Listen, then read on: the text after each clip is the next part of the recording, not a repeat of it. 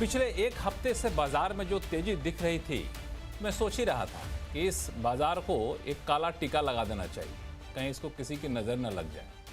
और हुआ भी यही, काला टीका तो नहीं लगा लेकिन नज़र ज़रूर लग गई। और हफ्ते का आखिरी दिन बाजार ऐसे गोता लगाया मानो कि जितनी भी तेजी थी एक हफ्ते की सारी धुल न जाए। हालांकि थोड़ा सा संभला भी, लेकिन जिस वजह से गोता लगाया वो वजह अभी बना हुआ है। वह है पहलगाम में आतंकी हमले के बाद भारत पाकिस्तान के बीच जो तनाव है उसको लेकर तरह तरह की अटकलें चल रही हैं। उन अटकलों से बाजार सहमा हुआ है। अब सवाल उठता है कि अटकलों से बाजार का सहमना कितना लाजमी है या फिर सिर्फ एक फियर है, हकीकत में कुछ ऐसा होने नहीं जा रहा है। और ऐसे में जिन लोगों ने ये सोचकर पैसा नहीं लगाया था कि बाजार और गिरेगा तो लगा देंगे, तो इस तरह के जो शॉर्ट टर्म फियर फैक्टर आ रहे हैं उससे क्या फ़ायदा उठाया जाए, पैसा लगा दिया जाए, एक सवाल ये भी है। और दूसरा, इससे पहले जो टेंशन थी ना यूएस इंडिया वाली, वो भी काफ़ी हद तक खत्म होती दिख रही है। यूएस ने कहा कि सबसे पहला डील करेंगे तो इंडिया के साथ करेंगे, लगभग तय है। तो एक अच्छी बात निकल कर सामने आ रही है, तो वो टेंशन भी ख़त्म है। तो बाज़ार इसको कैसे ले। और तीसरी चीज़ कि पिछले एक हफ्ते से आईटी सेक्टर ने बड़ा अच्छा परफॉर्म किया है। अब जिसको आईटी को हम लोग विलेन मान के चल रहे हैं, तो वो भी क्या अब आ गया है, पैसा लगाने का समय आ गया है। तो दो तीन चीज़ें हैं जो बाज़ार में निवेशक जानना चाहते हैं, एक आम दर्शक जानना चाहता है जो पैसा लगा करके बाज़ार में बैठा है या लगाना चाहता है। तो आज आवाज़ अड्डा में इसी पर करेंगे चर्चा। और नमस्कार, मैं हूँ लक्ष्मण रॉय और हमारे साथ शो में इस बार एक स्पेशल गेस्ट शामिल हो रहे हैं। वो हैं पूर्व डिप्लोमेट एम्बेसडर प्रभु दयाल साहब। इनको बुलाने का मुख्य मकसद ये है कि ये कराची में ही पोस्टेड रहे हैं। इनकी बड़ी मशहूर किताब एक है कराची हलवा, वो बहुत ही फेमस रहा है, जो वहाँ के पॉलिटिक्स पर लिखा गया था।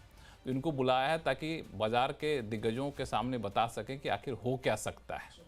और इंडस्ट्री एक्सपर्ट हैं सुनील सुवर्णम साहब, पाइपर सेरिका के फाउंडर एंड फंड मैनेजर हैं अभय अग्रवाल साहब, एनसीड कैपिटल के मैनेजिंग पार्टनर हैं अनुराग सिंह जी, और इक्वेंटिस रिसर्च और रैंकिंग के सीईओ जसप्रीत सिंह अरोड़ा साहब हमारे साथ हैं। आप सभी मेहमानों का हमारे शो में स्वागत है। आप सभी को मेरा बहुत बहुत नमस्कार। तो शुरुआत में करना चाहूँगा सबसे पहले प्रभु दयाल साहब आपसे। वैसे तो बाज़ार, शेयर बाज़ार को आप पता नहीं कितना करीब से देखते हैं, लेकिन आज बाज़ार में बड़ी हफ्ते का आखिरी दिन बड़ी उथल-पुथल रही। बाज़ार को डर है कि पता नहीं क्या हो जाएगा इस टेंशन में। भारत पाकिस्तान के बीच युद्ध हो जाएगा क्या, युद्ध होगा तो कहाँ तक जाएगा, या फिर बालाकोट हमला या फिर सर्जिकल स्ट्राइक तक आके हम लोग रुक जाएंगे। तो ये जो डर है, ये डर कितना जायज़ है? मैं आपसे ये समझना चाहूँगा कि आखिर हो क्या सकता है, क्योंकि प्रधानमंत्री ने तो साफ तौर से कह दिया कि जो भी ज़मीन बची खुची उसको भी हम नस्त नाबूद कर देंगे आतंकवादियों की। आपका बहुत बहुत धन्यवाद अपने शो में बुलाने के लिए। मैं पहले तो अपनी किताब कराची हलवा का थोड़ा-सा ज़िक्र करना चाहूँगा। मैं हम्म, कराची में पोस्टेड था अर्ली 1980s में, और ये किताब मेरे तजुर्बों पे आधारित है। देखिए, हम्म, पाकिस्तान की बातें तो बड़ी मीठी होती थी। ज़िया-उल हक साहब बड़ी मीठी-मीठी बातें करते थे, लेकिन असलियत में वो कुछ और हरकतें करते थे। तो इसीलिए मैंने इसका नाम कराची हलवा रखा, क्योंकि कराची हलवा बड़ा मीठा होता है, लेकिन मुझे हजम नहीं होता। पाकिस्तान की हरकतें बिल्कुल इसी तरह से थी। अब देखिए, आपने ये सही कहा कि बाजार में उथल पुथल है, और जहां तक मैंने आज पढ़ा है, स्टॉक मार्केट में गिरावट देखी गई है। और इसकी वजह यह है कि जो भारत और पाकिस्तान के बीच जो तनाव बढ़ रहा है, तो इन्वेस्टर्स जो हैं वो परेशान हैं कि क्या होगा। लेकिन देखिए, मैंने तो हमेशा से देखा है कि पाकिस्तान भारत के प्रति तनाव के रिश्ते पैदा करना चाहता है, हमेशा टेंशन चाहता है, क्योंकि पाकिस्तान को नहीं पचता कि भारत की इकोनॉमी अच्छा करे। जब हमारी इकोनॉमी अच्छा करती है, तो उनको ये नागवार होता है। उनकी तो इकोनॉमी बिल्कुल बद से बदतर होती जा रही है। आपको पता है कि पाकिस्तान की इकोनॉमिक कंडीशन कितनी खराब है। और जब वो देखते हैं भारत की तरफ, तो उनको बड़ी इस बात पे आपत्ति होती है। और देखिए, पाकिस्तान की एक कोशिश रहती है कि किस तरह से भारत को नुकसान पहुंचाया जाए, उसकी पॉलिटिकल सिचुएशन खराब हो और उसकी इकोनॉमिक नीचे जाए। और इसीलिए ये पाकिस्तानी कहते थे कि we will bleed India by 1000 cuts. इनकी पॉलिसी तब भी यही थी जब मैं पाकिस्तान में था, और आज भी यही, कोई बदलाव नहीं है। और वहां पर जो आर्मी है वो ही पूरा कंट्रोल करती है। और आर्मी जो है वो इंडिया के प्रति बहुत घृणा रखती है। तो हमको ये बात ध्यान में रखनी चाहिए कि वो हमेशा से ही ऐसा करते आए हैं कि भारत का नुकसान हो। लेकिन हमें अपना नुकसान नहीं होने देना चाहिए, हमें घबराना नहीं चाहिए कि हमारा स्टॉक मार्केट गिर जाएगा वगैरह। अब देखिए, भारत सरकार कुछ जवाबी कार्रवाई ज़रूर कर रही है और करती रहेगी। जो अभी जो स्टेप्स अनाउंस किए गए हैं, ये एक इनिशियल पैकेज है। हमने कहा हम इंडस वाटर ट्रीटी को अबेयंस में रख देंगे, अटारी बॉर्डर बंद रखेंगे, पाकिस्तान हाई कमीशन का साइज कम कर देंगे। जो सार्क वीजा पे आए थे लोग, उनके वीजा कैंसिल हो, वो वापस जाएं। पाकिस्तानी हमारे यहाँ से सब वापस जाएं। और हमने ये भी कहा कि नेवल अटैचे, मिलिट्री अटैचे वगैरह जो है यहाँ से पर्सना नॉन ग्राटा है, वापस जाएं। पाकिस्तान हाई कमीशन का साइज कम हो। इसकी वजह क्या है?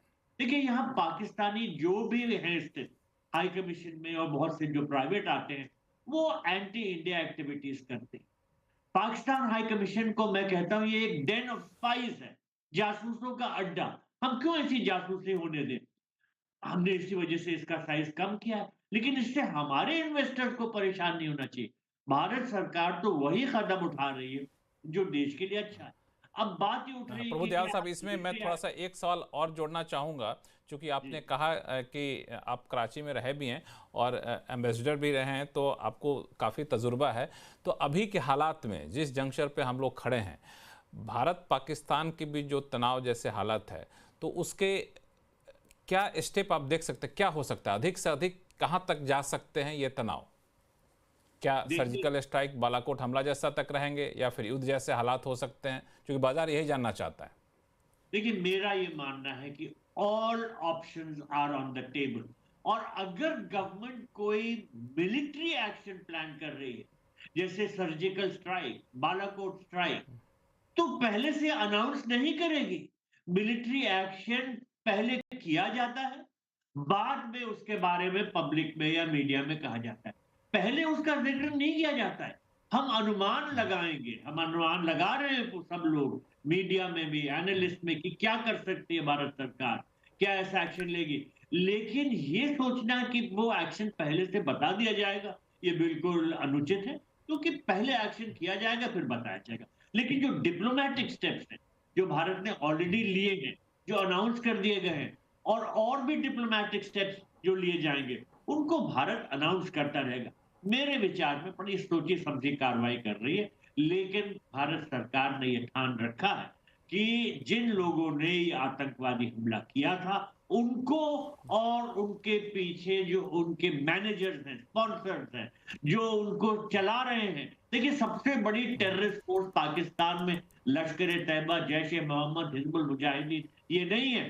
सबसे बड़ी टेररिस्ट फोर्स पाकिस्तान में उनकी फौज है। Pakistan army is the biggest terrorist force in the world, और हमारे खिलाफ वो काम करती है। हमने भी ठान लिया है कि हम उसको सबक सिखाएंगे, और जैसा प्रधानमंत्री मोदी ने कहा कि हम वो कदम उठाएंगे ताकि ये इनको 7 जन्म तक याद न रहे। तो देखिए, 7 जन्म तक याद इस तरह की रखें। ऐसा सरकार करते हैं कि नहीं हमारे जो बाजार के दिग्गज हैं प्रभु दयाल साहब, उनसे मैं थोड़ी सी राय ले लेता हूँ, वो क्या सेंस कर रहे हैं, और फिर आपके